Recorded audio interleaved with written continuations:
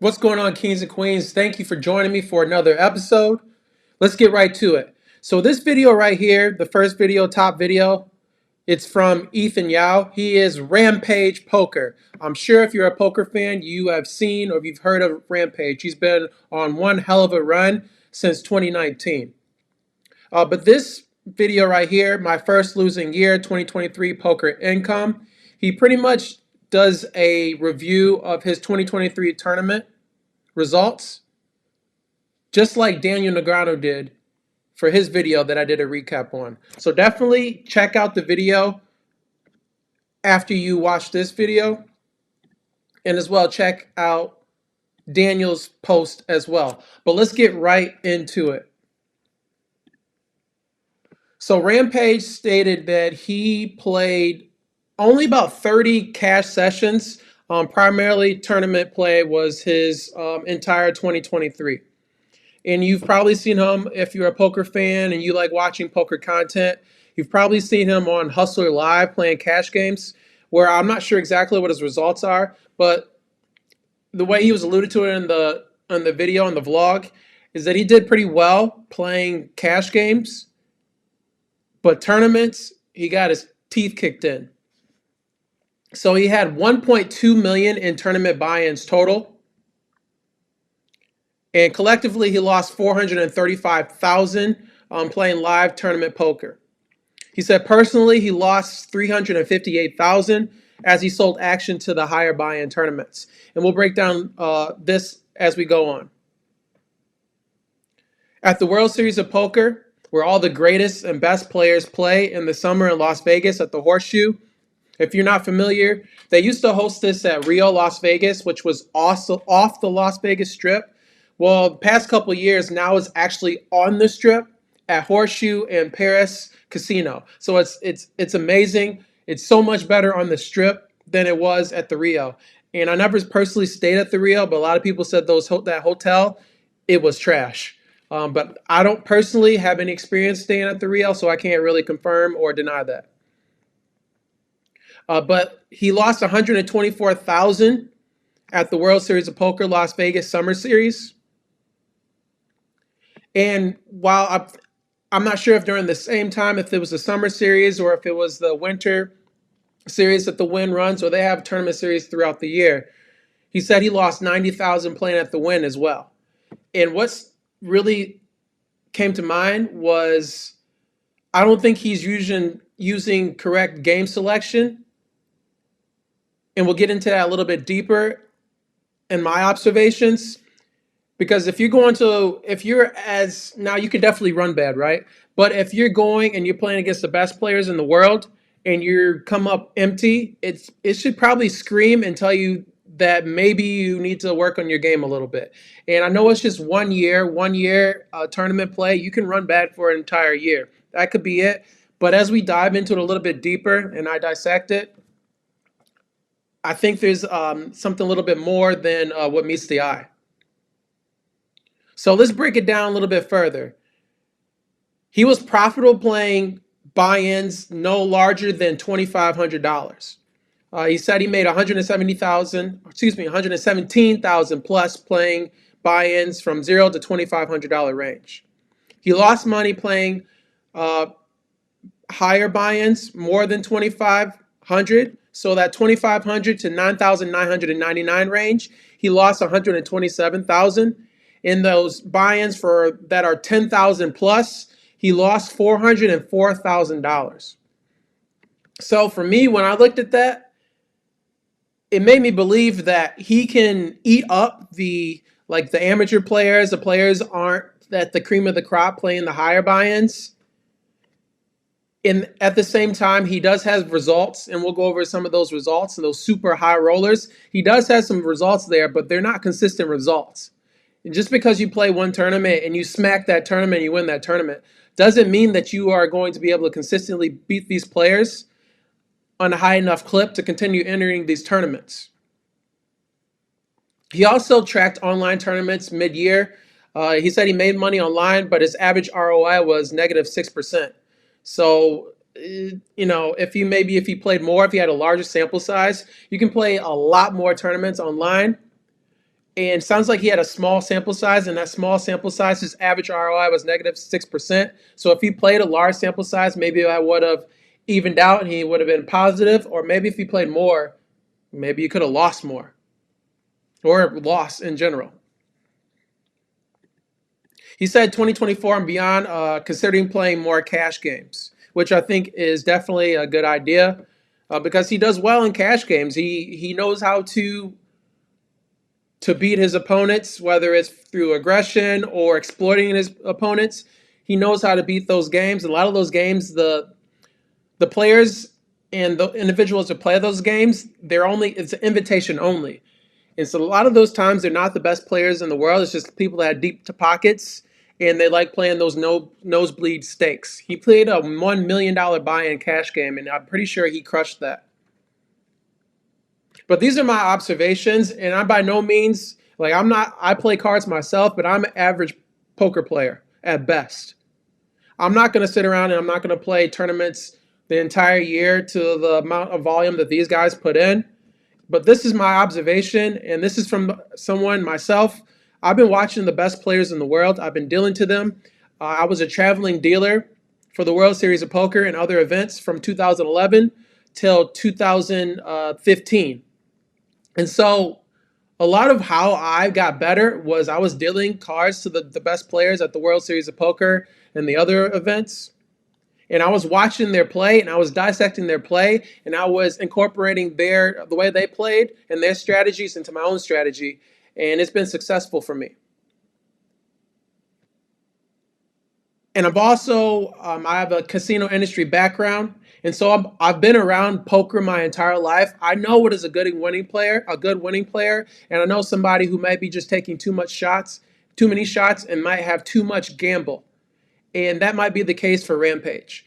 So, like again, I am not a poker pro. I'm not somebody that has hundreds of thousands of dollars of winnings in tournament play, but I do study the game and I do watch the best players and I know what they're doing in order for them to win at a consistent rate. And so, based on that, these were my observations.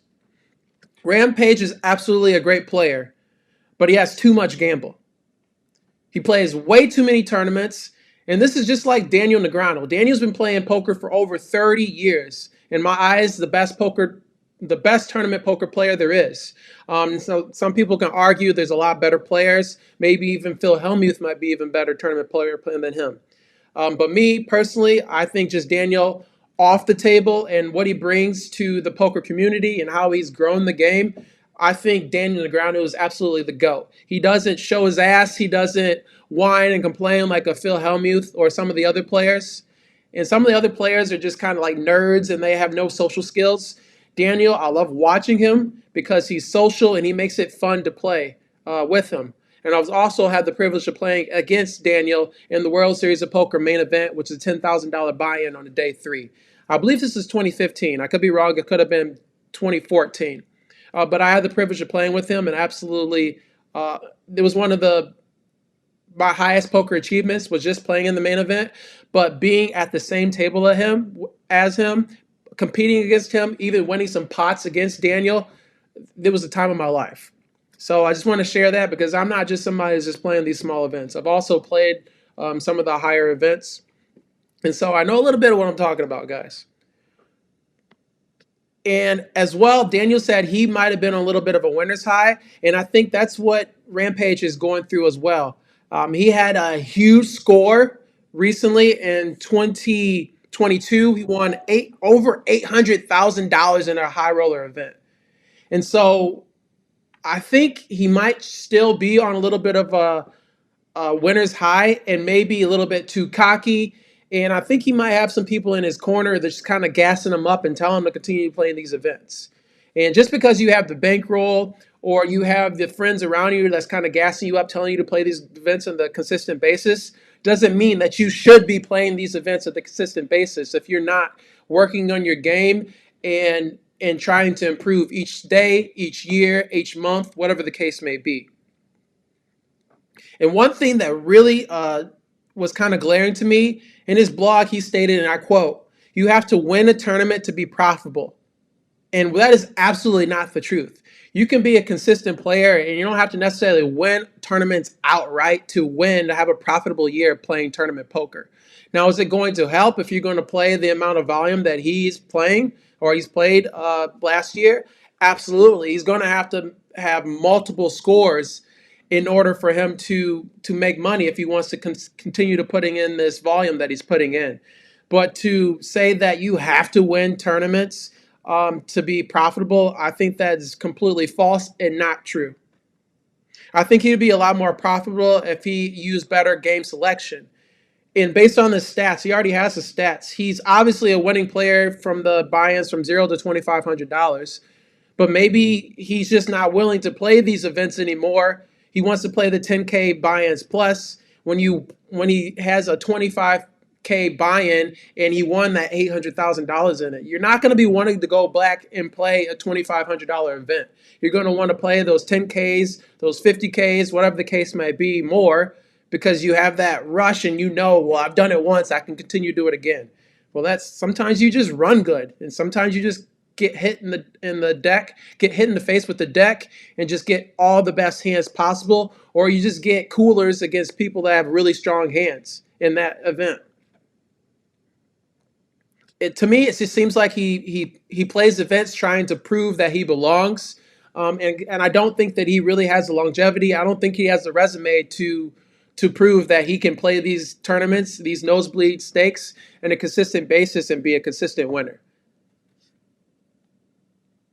I looked over his results, and over 60% of his total tournament earnings, over 2.3 million. Like I said, he is a crusher, but 60% of his tournament earnings came from 4 tournaments alone. And if you look at Hindenmob, he has a list of tournaments he's been playing from 2019. He puts in the volume, but I don't think if 4 of your events basically are 60% of your total tournament earnings, I think right there is kind of like a warning that maybe you're not, and that might sound harsh, maybe you're not that good, and maybe you need to kind of get back in the lab and really play some of those smaller events and really put in the work and to be able to consistently play those nosebleeds and win at a consistent clip. And even Daniel said, and I think Daniel is obviously a much better player than Rampage. He says his edge in these high roller events are so small because these are the best players. They don't have a lot of leaks. There's not a lot of spots you're going to be able to catch these guys making bad decisions. And so I think it's just kind of crazy, to be quite honest, if you think that you are going to be able to expose these guys who are the best players in the world on a consistent basis. That's just not going to happen. And 40% of his overall earnings from 2022, first place in let me go back. 40% of his overall earnings in 2022 was in that 800K result when he took first place in the 25K high roller. So 40% of all your revenue came from just one tournament in 2022, again, right there, I think that is glaring. Now, again, I hope this doesn't come across me trying to say that I'm better than anybody or I know that he can't beat these games consistent basis. I just know that how hard tournament poker is, how hard it is to win a consistent basis. And when you're playing against the best players in the world, to think that you can beat these guys in a consistent clip and be able to put in the volume that he wants to put in, I just don't think it's a winning formula. And so I hope Rampage sees this one day. I would love to interview him and really get down and talk about this with him one-on-one in a interview. That would be absolutely amazing. Or any tournament player who's playing these nosebleed tournaments. This is kind of like my open invitation. I would love to have you guys on my show. I've already interviewed a couple of the local players from the DMV area who are crushers, who are World Series of Poker bracelet winners, and have over $1 million in tournament earnings as well. And so I'm not unfamiliar with talking with players who play this game at the top. And so these are just my observations for Rampage and his results from 2023. Again, I wish him all the best, and I wish all the tournament players the best. But I just know that it is very difficult to win, let alone playing against these high rollers and win those events on a consistent basis. But to play any tournament and win those tournaments on a consistent basis is absolutely very, very difficult. So I hope you guys found some type of value or entertainment in this episode. If you think I'm an absolute idiot, let me know in the comments. And if you agree with me, and if you like these type of episodes that I've been putting out recently of this poker content, let me know.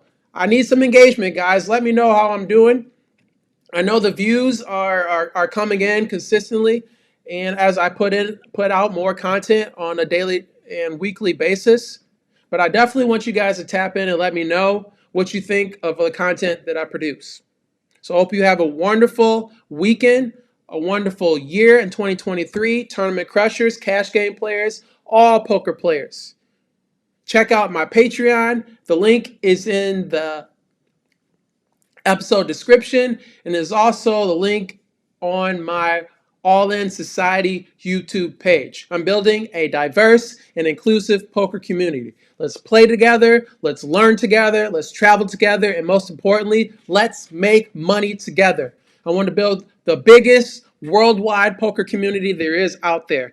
I know there's a lot of folks that poker is kind of individual game, right? But from my experience, whenever I traveled with a group, and a lot of the times there were players that are more accomplished than myself, I always learned on them and leaned from them, and I always had the best results when I traveled with other players that are better than me. And so I kind of want to do that on a virtual basis. And so let's get together, let's connect. If you're a poker player, whether you're a brand new poker player or you're an experienced poker player, let's tap in, let's grow community together, let's learn from one another, and let's take poker to the next level. Peace. Have a wonderful evening, guys. Until next time.